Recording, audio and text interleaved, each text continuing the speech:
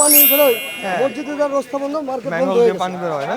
ওয়াসা বলে, city corporation বলেন, city corporation বলে, ওয়াসাই বলেন, এই করে করে এই রাস্তা? এই রাস্তায় চলেন। আচ্ছা, ঠিক আছে, আমি আপনি যেমন দেখছেন তো রাস্তায় কিভাবে পানি উঠে গেছে। পণ্য দুই ধরনের, প্যাকেটজাত পণ্য, খোলা পণ্য। প্যাকেটজাত পণ্য বডিতে মূল্য দেওয়া থাকে, খোলা পণ্যের যেহেতু মূল্য দেওয়া থাকে না, এটা একজন ব্যবসায়ীর দায়িত্ব।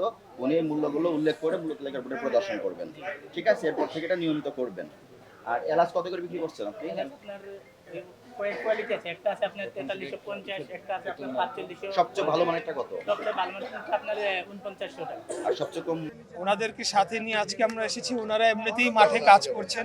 আপনারা জানেন যে এই শ্যামবাজার ঢাকার অন্যতম বড় একটি পাইকারি মশলার আড়ত এবং এখানে সবজির আড়ত রয়েছে।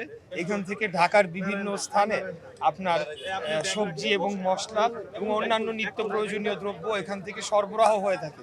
আমরা এটাই নিশ্চিত করতে এসেছি যে সরবরাহ ঠিক আছে কিনা, বাজার স্থিতিশীল আছে কিনা।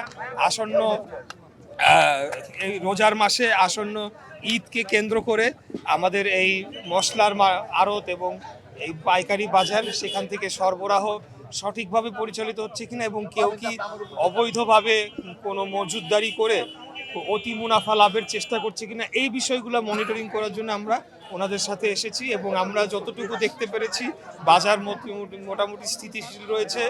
আদা, রসুন সহ অন্যান্য মশলার এখানে ওনারা যারা আমাদের সাথে এসেছেন তারা এখানে চেক করে দেখেছেন এবং বিভিন্ন আমরা যারা দোকানে আমরা প্রবেশ করেছি তাদের সাথে কথা বলেছি, তারাও বলছে মার্কেট মোটামুটি স্থিতিশীল রয়েছে।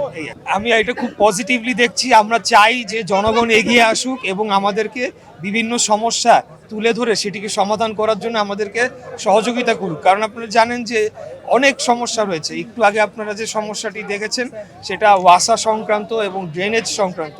তো আমাদের এখানে তো অনেক চিপা এবং ঘিঞ্জি এলাকা, এখানে যদি জনগণ এগিয়ে এসে তাদের সমস্যাটি আমাদেরকে তুলে ধরে তখন আমরা তাৎক্ষণিক মানে রেলেভেন্ট অথরিটিদের সাথে কথা বলে এই সমস্যা নিরসনে আমরা উদ্যোগ নিতে পারি, কার্যকর উদ্যোগ নিতে পারি। তো আমি এটাকে খুব ভালোভাবে দেখছি। আমরা যেদিন থেকে দায়িত্বপ্রাপ্ত হয়েছি তার পরের দিন থেকেই কার্যক্রম শুরু করেছি।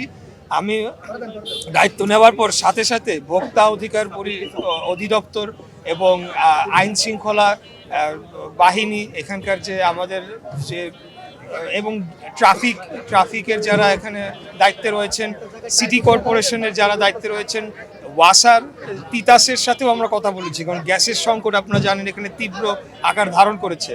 তো আমরা ধারাবাহিক মিটিং করে চলেছি। হয়তো 2-1 দিনের মধ্যে আমি একটা প্রেস কনফারেন্স করে আমার প্রথম 10 দিনের কার্যক্রম আমি কি করেছি, কাদের সাথে মিটিং করেছি, কি কি সমস্যা উঠে এসেছে, সবগুলো মিটিংয়ের মিনিটস আমাদের কাছে আসে।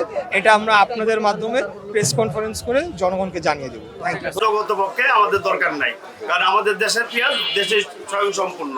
আচ্ছা, রসুনের কি অবস্থা? রসুনের বাজার 65 টাকা মাথায় বেচছে, এটা দেশিটা নিচে 50 টাকা বেচছে। রাখবেন না দয়া করে, ঠিক আছে? এটার কোম্পানি থেকে আমাদেরকে একটা পেপার দিয়ে গেছে, যেটা মানে ওই পেপারটা অনুযায়ী এখানে তাহলে লেখা থাকতে হবে, ওই পেপারে ওই না। পেপারটা বৈধভাবে দিয়ে গেছে আর কি, একটা পেপার দিয়ে গেছে কোম্পানি। গোলাপ জল, কেওড়া জল, মানুষ ক্যান্সার আক্রান্ত হলে ডায়ালিসিসে যে কেমিক্যাল ব্যবহার করা হয় সেটার অস্তিত্ব এখানে পাওয়া গেছে। এটা পত্রিকায় গণবিজ্ঞপ্তিতে নিষেধ করা হয়েছে। আপনাকে আমরা সতর্ক করছি, এটা কখন